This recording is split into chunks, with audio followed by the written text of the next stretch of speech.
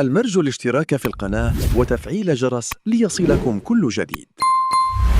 30 سكوند 30 ثانية على المغرب. المغرب 22 مش المغرب 2026. المغرب 22 ديفونس صلبة كونتر اتاك زياش نصيري كذا بوفال مغادي انتهى الامر. جاء محمد وهبي كما قلت فما فليكسيبيليتي تكتيك، فما اولاد صغار اللي خذاهم من الكوب من فكر جديد اللي ربحوا كأس العالم تحت ال20. انت كي تشوف الليسته ما شيء غريب معناها تاخذ مزراوي راجل اجاكس، بعد اجاكس مشى وين مشى اجاكس بايرن، بعد مشى لكذا معناها بون من ناحيه كيما حطت ليكيب اليوم il devrait assumer leur nouveau statut. المغرب يلزمها تتفاعل مع الوضعيه الجديده في خريطه كره العالم، في خريطه كره العالم الاكثر اقل توا اصبحت من الكبار وتلعب مع الكبار. جو باريس سان جيرمان على شو، على الماتش ولا على باريس سان جيرمان مع فرنسا فرنسا ايه بيدها كابتن؟ لا على حكيمي، خاطر حتى نتكلم على حكيمي باريس سان جيرمان كيف شنو باريس سان جيرمان شنو فرنسا، هذاك الباهي مع الستاتيو تاع باريس سان جيرمان. شو نجيو لفرنسا زلاتان قال لك فما عندهم يمتلكوا من 5 أحسن لاعبين في العالم. فرنسا تمتلك 3 اللي هم مبابي، ديمبيلي، أوليزي. قالوا له 2 الاخرين شكون؟ قال ميسي، وبعدين تحبوا تحطوا يامان ولا كريستيانو رونالدو، تعرفوا صعيب ولكن صحيح الناس كل خايفه منها، ولكن عندها حاجه قالك زاده يلزمنا نتفاعلوا مع الديزيكيليبر نتاعنا، خاطر يجو اون ديزيكيليبر.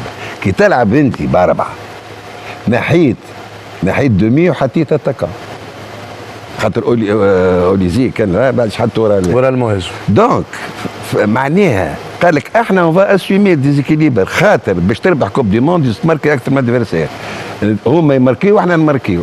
هذه فلسفه اخرى. كابيتال كونفيونس زاد عندهم كبير برشا. اي ولكن حتى هما كيما المغرب مع الدفاع السريع، كيما المغرب ما عادش عندها صلابه دفاعيه سورتو لاك سنترال. اتونسيون فهمتني، كيما الاخرين سي فولو هما اختاروا باش يلعبوا ب4 ذوما، وعنده الحق باش يلعب ب4 ذوما فهمتني. قال لك يفو اسيمي نوتر ديزيكيليبر.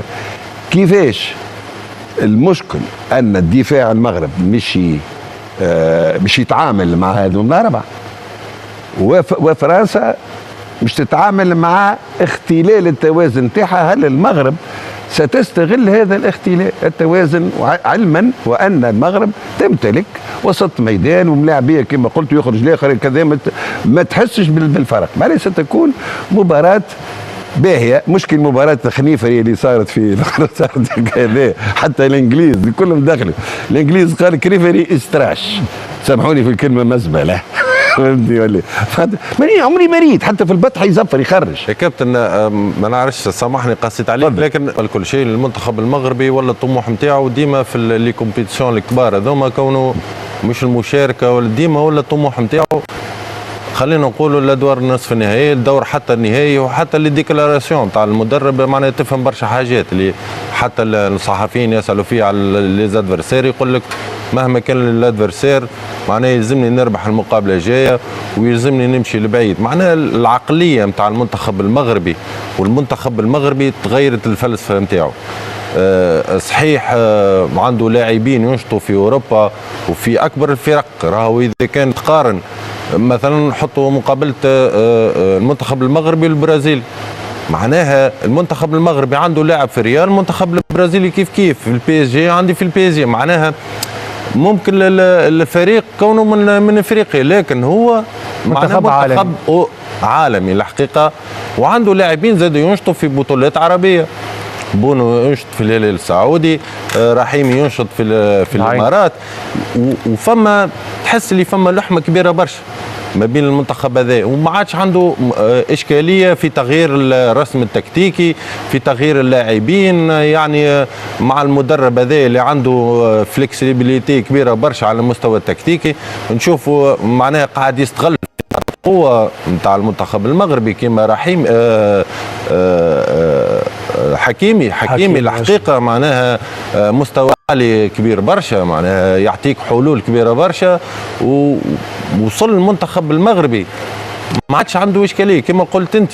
حتى اذا كان ما عملش شوط اول ممتاز معناها ما دخلش في الدوت، بالعكس هذه تظهر الخدمه نتاع ستاف اللي معاه. وكان اشار ليه المدرب كونه عنده تخوف.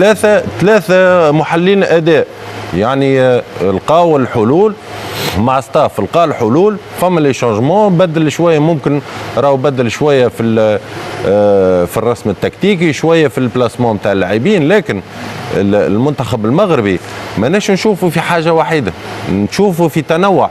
مثلا مقابله كندا الهدف الاول عن طريق كره ثابته اللي ظاهره معناها فما خدمه ويخدم لك على الهجمه السريعه، على المرتدات، عنده الكونسيرفاسيون، ينجم يعمل الكونسيرفاسيون. معناها المنتخب الحقيقه اني نشوفه اذا كان سهل ربي وتعدى المنتخب الفرنسي عنده حظوظ كبيره الحقيقه، لانه المنتخب الفرنسي معناها في نيفو كبير برشا.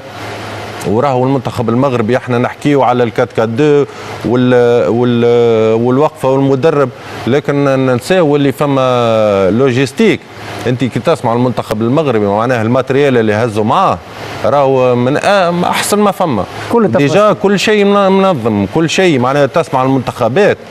احنا مالوريزمون معناها تحز في نفسي اللي كنا حاجات نعملوهم قبل، اللي كان شيف كويزيني يكون موجود، كان كل شيء يحضر. هذا المغرب راهو تعداو البالي هذا ولا ينافسوا حتى الفرق الاوروبيه، وهذا اللي يخلي الفريق يوصل في نيفو عالي. ما عادش يخمم بالحكايات هذوما، ولا ديما الطموح نتاعو راهو معناه ماهوش يطمح برك الكاس افريقيا، ولا يطمح لك في الكوب دي موند. والناس تقول لك هذا جيل معناه ذهبي، عنده جيل وراه زاد جاي كيف الحقيقه. منتخب مغربي عنده المقومات الكل كلاعبين، وكما قلت انت معناها لو بريمير اتاكون نتاعو خرج سير بليسيور في 21 دقيقه لعب، لقى الظاله نتاعو في مهاجم اخر، وعنده مهاجم اخر راهو موجود على بنك الاحتياط. عنده رحيمي، عنده الكعبي، عنده الكعبي. يعني الحقيقه برافو ليه. حكيت على رحيمي، زاد حكيت على حكيمي، لكن البارح مالك شفنا توهج لعز الدين أناحي. عز الدين أناحي اللي برشا حكاو عليه بعد كأس العالم الفارطة انه باش يتألق اكثر ممكن مع الأندية، مرور ما كانش جيد مع مارسيي.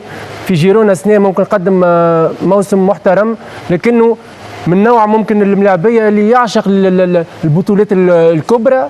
شفناه حتى ضد هولندا شوط ثاني رائع لعز الدين أناحي، والبارح من غير ما نحكيو معناها لقاء كبير يتوج بزوز اهداف حاسمه ضد المنتخب الكندي. وهذه حاجه من قوه لقوات المغرب الحقيقه، وقت اللي تلقى دي مومون